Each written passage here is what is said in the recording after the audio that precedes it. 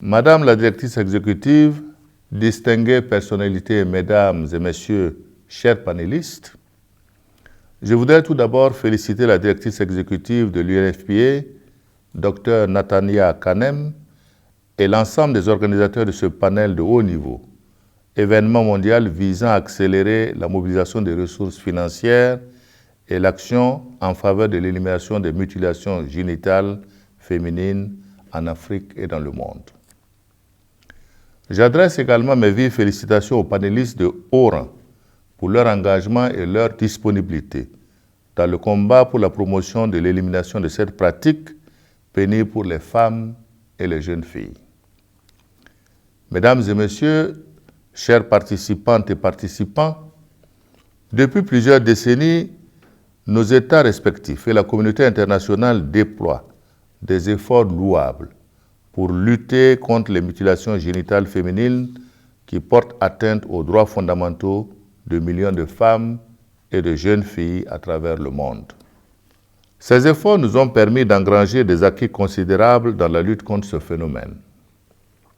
À titre illustratif et sans être exhaustif, nous pouvons noter avec satisfaction la tendance à la hausse des déclarations publiques d'abandon de la pratique des MGF par un nombre croissant de communautés. Le rôle de plus en plus actif des chefs traditionnels et religieux dans la lutte contre les attitudes négatives et les normes sociales qui perpétuent la pratique des MGF. L'adoption d'instruments juridiques interdisant ou criminalisant les MGF dans plus de 20 pays du continent. La tendance à la baisse de la pratique des MGF dans plusieurs pays du continent.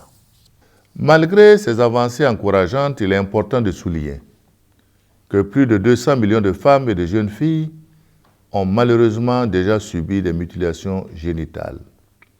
Et plus de 50 millions de filles de moins de 15 ans risquent d'être soumises à cette pratique préjudiciable et irréversible d'ici 2030 si nous n'agissons pas fortement aujourd'hui.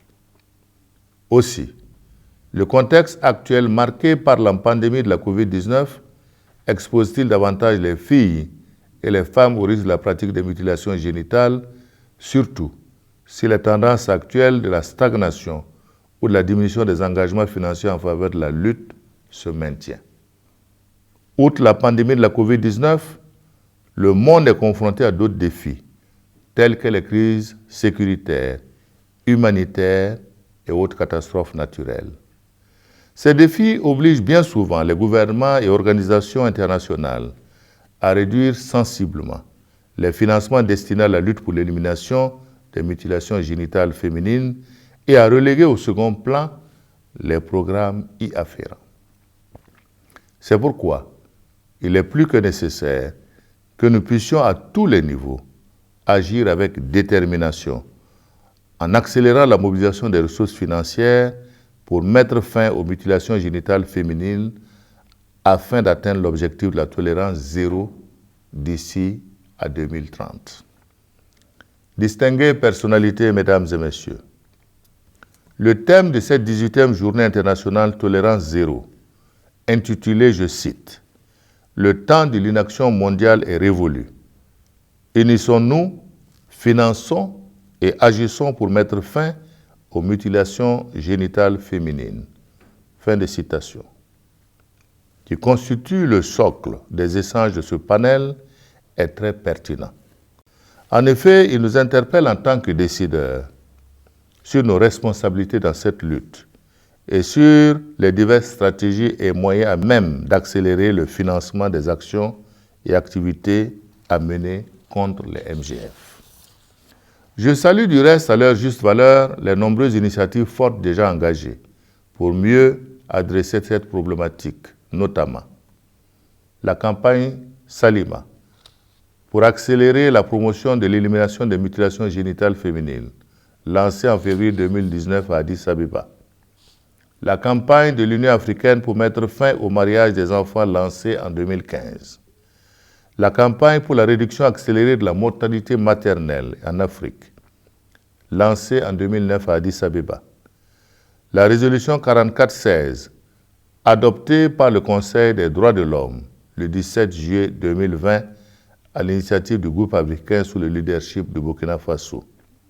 Je demeure convaincu que la mise en œuvre réussie de ces différentes initiatives nous permettra sans doute d'engager une avancée notable dans l'atteinte de notre objectif. Cependant, il nous faut encore redoubler de vigilance et d'efforts pour que les crises sécuritaires, humanitaires et sanitaires ne nous détournent pas de la problématique de la protection des droits fondamentaux des femmes et des filles victimes ou exposées dans ce contexte particulier. C'est l'occasion pour moi de lancer un appel à l'ensemble des acteurs, États, partenaires techniques et financiers, à s'engager à mobiliser les ressources financières suffisantes à la prévention et à l'élimination des MGF.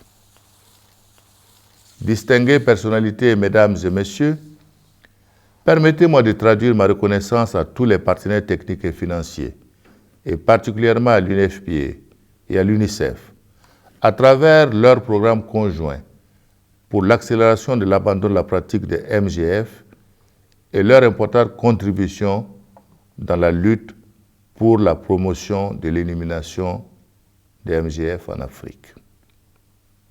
Tout en renouvelant mon engagement pour l'atteinte de notre objectif commun. D'ici à 2030, je souhaite plein succès à nos travaux. Je vous remercie.